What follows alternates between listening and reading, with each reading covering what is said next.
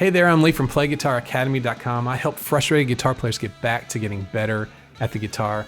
Getting a strong start on guitar is essential. It's a make or break moment. Today I'm going to go over the big issues to pay attention to so you start out strong and progress quick. The main topic this week that came about from a question.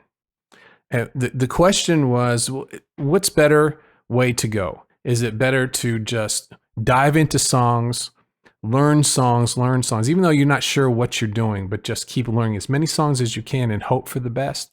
Or is it better to do what the other half do, which is just work on skills all the time and really are light on songs? Just try and run scales and all of those things. Which one's better?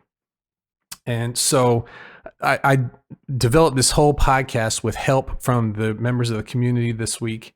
And it's gonna be a good one. I've filled everything out over the past day or two from what we did, and there's some really good stuff here. So we're going to put this in 3 parts. Part 1 is start out strong on the guitar, and it starts with a question. What would you tell someone before they take the plunge with a guitar? What would you say to them? You may have done this before. You may have had some friends or family members that are interested in starting guitar. They like what you're doing. It looks like fun. And you know what what they're in for. You know what's ahead for them. So what do? How do you warn them? Well, I wrote mine down here, and the first one that I would say for someone who is getting ready to start to learn the guitar is, this is going to be fun, but it's not going to be easy. Something about the way, I guess, professional musicians, something about the people that we look up to who are guitar players, they just look like it's effortless, and they look like it is so much fun. And guess what? It is. But they didn't get there overnight. They didn't decide to play guitar, and the next thing you know, they're doing what it is that they're doing. There's a lot of work involved. So it's going to be fun, but it's not going to be easy. And that weeds some people out right there. From that'll discourage a lot of people. So some people just want the joy, but they're not willing to put in the work. So I think it's a really smart thing to up front make sure that is known, that you're in for a little bit of a journey, as we like to say over here in the Play Guitar Academy space. The second thing I would say to somebody before they take the plunge is, how you plan now is going to dictate how your progress is going to be on the guitar, what your experience is going to be. Meaning, try not to just jump right in. Try not to just pick a song you want and go for it. Try to look back, look at what other people's experience have been. Go to forums, go to like Reddit, go to other places where people are talking about starting guitar and what they're going through and the issues that they're doing, and trying to form a path for yourself around those issues, because a lot of folks quit guitar really early. I would think, I guess, I don't know this for a fact, but I would think a lot of people have quit playing guitar, maybe more than the people who have stuck with it. Most likely more than the people who have stuck with it. So how you plan now will dictate your progress. Take some time, find 3 or 4 different ways that you might get started. Maybe it's a series of videos, maybe it's, all these different things. But that leads to my third thing that I would tell somebody before they take the plunge, and that is, and this is just straight to the point, YouTube is not the best way to learn to play guitar. I know. Did he say that? I did. YouTube's great. awesome. I'm here on YouTube right now. I love it. But we're talking about getting better over time and not getting stuck. There's a lot of free content out there. Some of it's good, not all of it's good. But that's not even the biggest problem about it. YouTube is great for one-off ideas. For if you're really interested in a certain topic, certain aspect of playing guitar, and you can find anything that you need to know about that for free right there. It's fantastic. If you're at a stage in your guitar playing where you need to focus on something, head on over to YouTube, watch a bunch of videos. You'll find what it is that you're looking for. It's wonderful for one-off ideas. But the problem is that's not the way people use it. People dive into YouTube and they start to create their own lesson plan.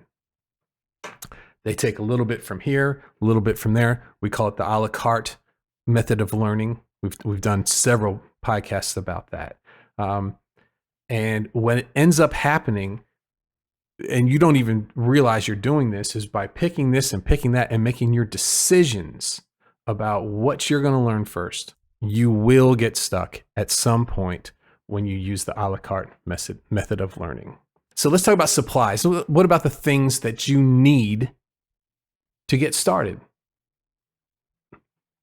Guitar, different things. As a beginner, you don't need the best, and you don't need the worst. Definitely, you need to find decent equipment and decent supplies. One of the fun things we did this weekend is we all talked about our pandemic practicing gear. We had a little bit of a gear episode, and it wasn't so much of a gear episode where we went off on the internet and I was looking at different stuff. We talked about what everybody's using. Went through, I think there was 6 or 7 of us right there, and we went through the gear that we use to practice now that we're stuck at home all the time. And it was so cool to see. Everyone's is different. Everybody's gear is different, but really smart things. And certain things seem to pop up a little bit.